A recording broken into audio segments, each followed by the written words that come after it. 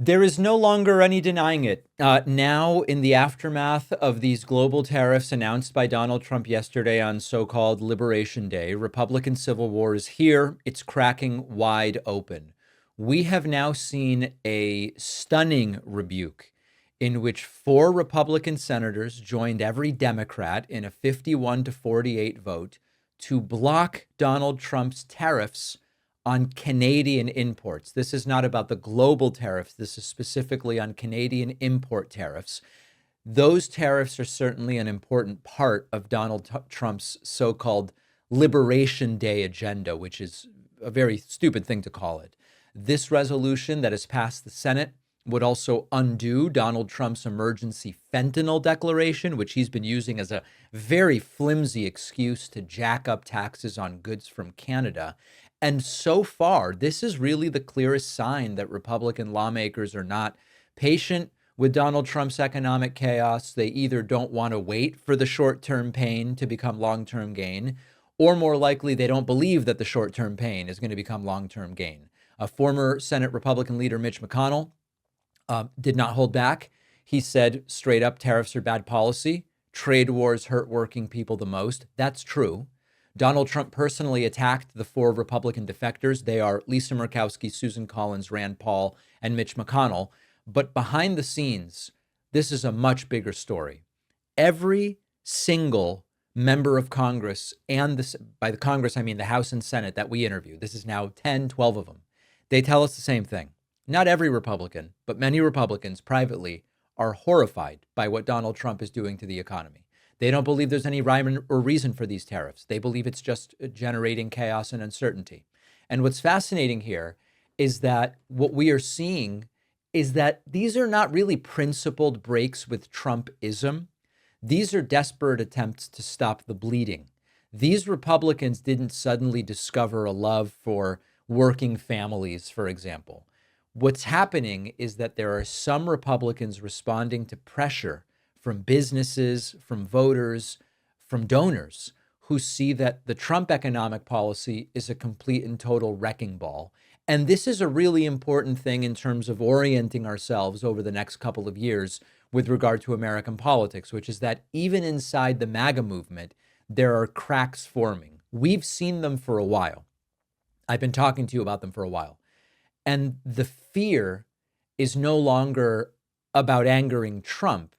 It's what happens if we keep letting him run the show, because they see the same numbers we see. They see the Dow down 1,500 points today.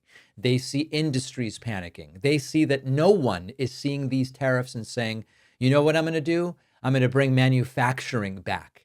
Allies are turning cold. And it may be too late, but some of them are starting to realize that Donald Trump is torching what is left of American economic credibility. Even the Republicans who voted with Trump are sort of sweating. You know, you've got Senator Kevin Cramer admitting that this is hopefully just the start of a negotiation and not the plan, that announcing these tariffs will have some short-term effect, but then it's all going to be negotiated away, eliminated, and things will be good.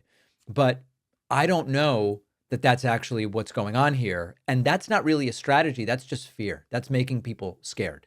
Rand Paul is usually a Trump ally.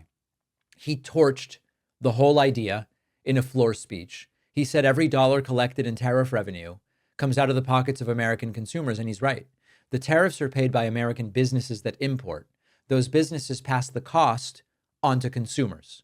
It's consumers who pay the tariffs. When your house costs a little more, you've just paid the tariff to the home builder who paid the tariff to the country that they got building materials from. That's how it works. If you want a sort of wake-up call as to how absurd the situation is, yesterday we had Senator Rand Paul, a Republican, and Senator Tim Kaine, a Democrat, doing a joint appearance on Fox News saying, this is nuts. What's the rationale for getting behind this? Well, one, we should not live under emergency rule. The Constitution said taxes are raised by Congress. Most specifically, taxes originate in the House and come to the Senate. So I'm against emergency rule. But on the tariffs in particular, on the idea of trade, trade is proportional to wealth. The last 70 years of international trade has been an exponential curve upwards, and the last 70 years of prosperity has been upwards also. We are richer because of trade with Canada, and so is Canada. Whenever you trade with somebody, when an individual buys somebody else's product, it's mutually beneficial or you wouldn't buy it. If the trade is voluntary, it's always beneficial. There is no Canada versus the U.S. The consumer wins when the price is the lowest price. Tariffs raise prices and they're a bad idea for the economy. But what if it is pretty rare that you see Rand Paul and Tim Kaine agreeing on everything? Now, the agreement would be quite limited in the sense that while they agree that the tariffs are bad, they would disagree, I'm sure, about the type and degree of regulation that's necessary for these manufacturing businesses. They would agree only about the tariffs being bad. But Rand Paul is correct that this, I don't even know that I would call it economic nationalism because it's actually bad for the country, but these blanket tariffs are just a tax hike for working Americans. Rand Paul also pointed out that there is a historical record for these sorts of tariffs being terrible for the economy. Tariffs have also led to political decimation. When McKinley most famously put tariffs on in 1890, they lost 50% of their seats in the next election. When Hott Smuley put on their tariff in the early 1930s, we lost the House and the Senate for 60 years. So they're not only bad economically, they're bad politically. That's right. And it is not just Congress that's starting to turn on Trump. Tomorrow, we're going to be looking at right-wing influencers, specifically Joe Rogan and Dave Portnoy, also increasingly questioning not on tariffs, but on deportations and on Signalgate.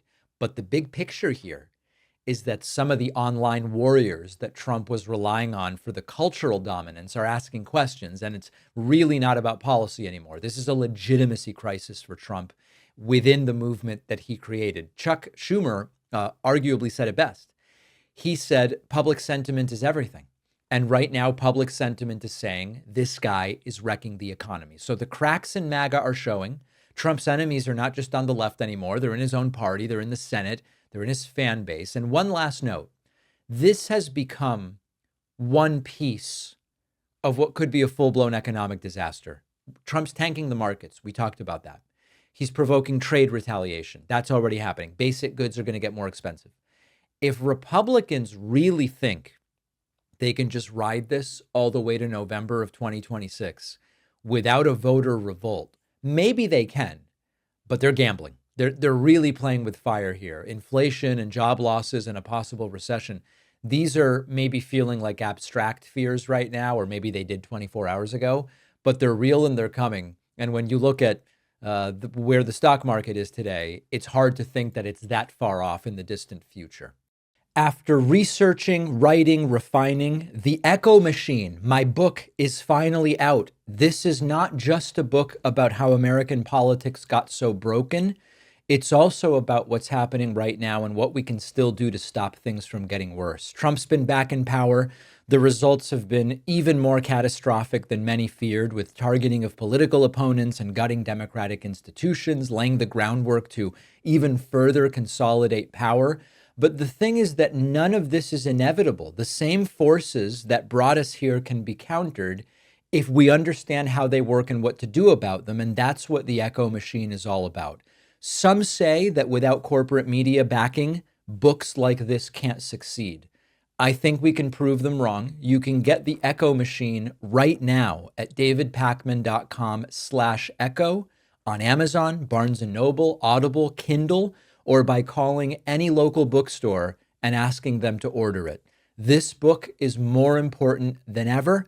If you care about what happens next, and I do, check out the Echo Machine today at davidpakman.com/echo.